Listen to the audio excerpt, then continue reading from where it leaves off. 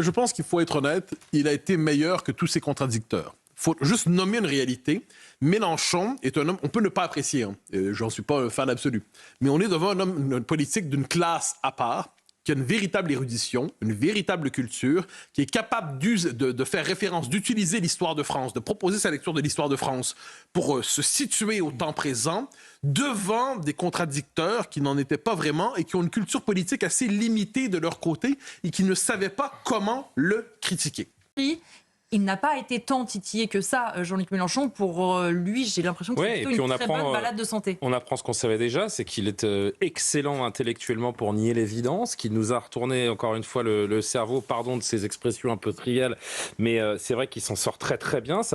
Et je pense qu'il a une aura politique qui dépasse le cadre de ses propres militants et que vraiment, hein, je pense que pardon, avec tout le respect que j'ai pour Madame Thévenot, mais je pense que dans une joute et un débat contre Jean-Luc Mélenchon, Madame Thévenot n'a pas les armes intellectuelles, pardon de le dire de cette façon, et j'espère que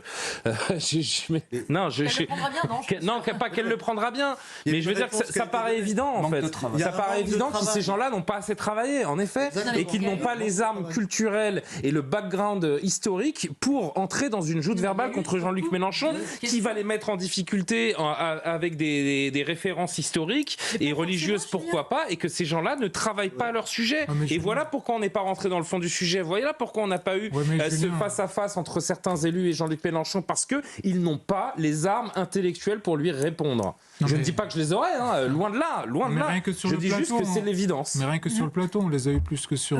La politique en France et une audition très attendue, celle de Jean-Luc Mélenchon. Le leader de la France insoumise a été auditionné par les députés de la commission d'enquête sur les liens supposés entre les mouvements politiques et les réseaux islamistes. Bonsoir Antoine Comte, éditorialiste politique pour France Info TV. Une commission lancée par les Républicains et un moment jubilatoire pour Jean-Luc Mélenchon. Oui, il voulait l'enfoncer, mais ils l'ont sans doute renforcé lors de son audition cet après-midi devant la commission d'enquête parlementaire visant à statuer sur les liens supposés entre les partis politiques et l'islamisme en France. Le leader insoumis a fait ce qu'il sait faire de mieux, à savoir mettre son côté tribun, sa rhétorique et sa connaissance de l'histoire. C'est un érudit, Jean-Luc Mélenchon, au service de sa prestation du jour. Une stratégie en deux temps. D'abord, se baser d'entrée de jeu sur les auditions de responsables des services de renseignement français qui, selon Jean-Luc Mélenchon, je cite, innocente sa formation politique et cette possible connivence entre LFI et les réseaux islamistes. Et puis, deuxième temps de cette stratégie, rappeler son opposition à tout entrisme religieux et sa reconnaissance de l'existence d'une menace islamiste en France. Ce sont ces termes. Le probable futur candidat à la présidentielle de 2027 est en fait réapparu finalement comme le laïcard convaincu qu'il était jadis au Parti socialiste, notamment sur la question du port du voile. Écoutez. C'est l'État qui est laïque en France, c'est pas la rue. Et les adultes s'habillent comme ils l'entendent, sauf si leur tenue venait à choquer quoi? Par leur nudité. C'est pas le cas. Sinon, pour le reste, le seul habit qui soit interdit, c'est la burqa. Eh bien, depuis que ça a été interdit, vous n'en voyez quasiment plus. Et c'est comme ça. Ça prouve qu'en général, les gens respectent la loi. Voilà, finalement, une audition qui s'est transformée, on peut le dire, en meeting politique pour un Jean-Luc Mélenchon qui semble s'être bien préparé. Et oui, d'ailleurs, la sphère insoumise s'en est donnée à cœur joie durant tout l'après-midi sur les réseaux sociaux. D'abord en remerciant ironiquement Laurent Wauquiez, qui est à l'origine de cette commission d'enquête, d'avoir, je cite, offert un meeting gratuit à Jean-Luc Mélenchon.